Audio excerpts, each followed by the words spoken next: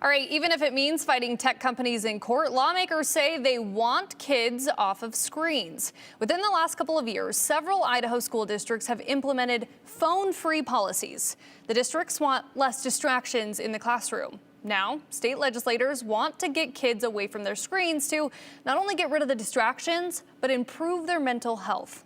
Today, the House State Affairs Committee took testimony over House Bill 542, also known as the Stop Harms from Addictive Social Media Act. Under the act, the state would enforce restrictions for kids on social media platforms. Platforms would need to identify if a user is 16 years or older.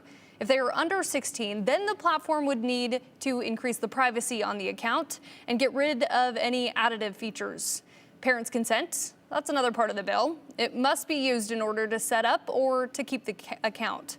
Bill sponsor, Representative Jaron Crane, says social media companies have created an addictive product that's leading kids to harming themselves. So what we're facing today is not anything that we've ever faced before. It's not the childhood that we grew up with. These kids are given something in their hand that was built on the premise and the foundation of addiction, and that they can monetize and target these kids.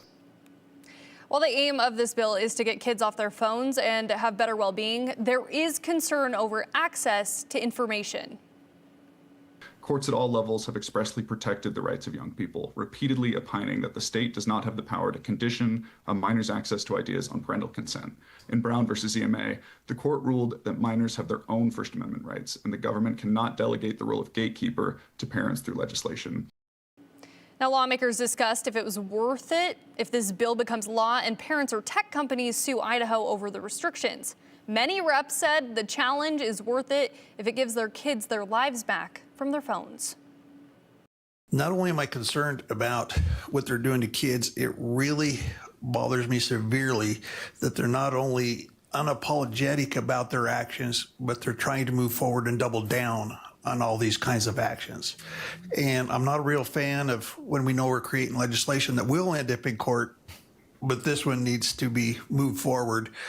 And at the very least, we'll force those companies to have to start showing everybody exactly what's going on. And, let's open the curtain and see what's behind all that, and let's solve this problem. And with all of that considered, the Stop Harms from Addictive Social Media Act heads to the floor.